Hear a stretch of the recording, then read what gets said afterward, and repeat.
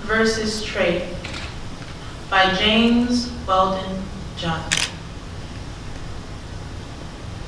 Trade. Trade versus art. Brain. Brain versus heart. Oh, the earthiness of these hard-hearted times when clinking dollars and jingling dimes drown all the finer music of the soul. Life as an octopus with but this greed that all the world was made to serve his greed. Trade has spread out his mighty myriad claw and drawn into his foul, polluted maw. The brightest and the best. Well nigh has he drained dry the sacred fount of truth, and if, forsooth, he has left yet some struggling streams from it to go, he has contaminated, so their flow. That truth scares, is it true? Poor art with struggling gasp, lies strangled, dying in his mighty grasp. He locks his grimy fingers about her snowy throat so tender. Is there no power to rescue her, protect, defend her?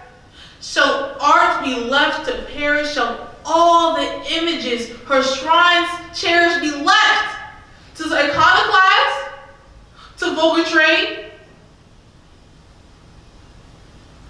Oh, that mankind had less of brain and more of heart. Oh, that the world had less of trade and more of art. Then would there be less grinding down the poor. Then would men learn to love each other more. For trade stalks like a giant through the land, bearing aloft the rich in his high hand, while down beneath his mighty, ponderous tread, he crushes those who cry for daily bread.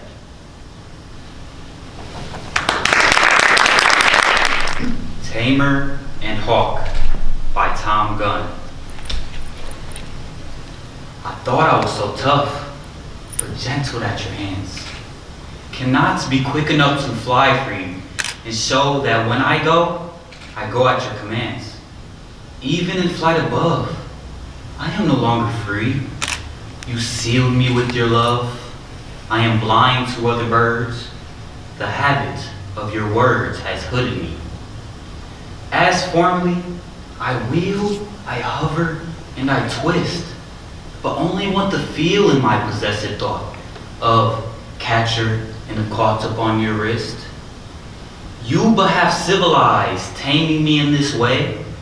Through having only eyes for you, I fear to lose, I lose to keep, and choose Tamer as prey.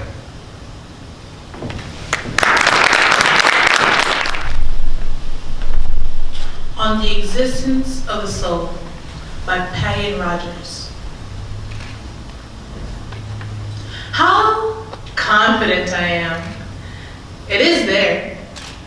Don't I bring it as if it were enclosed in a fine leather case to particular places solely for its own sake? Haven't I set it down before the variegated canyon and the undeviating bald salt dome? Don't I feed it on ivory calcium and ruffled shellbellies, shore boulders on the site of the petrel, motionless over the sea, its blade feet hanging? Don't I make sure it apprehends the invisibly fine spray more than once. I have seen that it takes in every detail I can manage concerning the garden wall and its borders. I have listed for it the comings and goings of 100 species of insects explicitly described. I have named the chartreuse stripe and the fimbriated antenna, the bulb's thorax and the multiple eye. I have sketched the brilliant wings of the trumpet vine and invented new vocabularies describing the interchanges between rocks and their crevices, between the holly lip and its concept of itself. And if not, for its sake, why would I go out into the night alone and stare deliberately straight up into 15 billion years ago and more? I have cherished it. I have named it. By my own solicitations, I have proof of its presence. I am trying to break your heart by Kevin Young. I am hoping to hang your head on my wall in shame. The slightest taxidermy thrills me. Fish forever leaping on the living room wall. Paperweights made from skulls of small animals. I want to wear your smile on my sleeve and break your heart like a horse or its leg.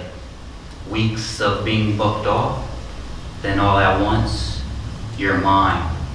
Put me down, I want to call you thine. To tattoo mercy along my knuckles, I assassin down the avenue.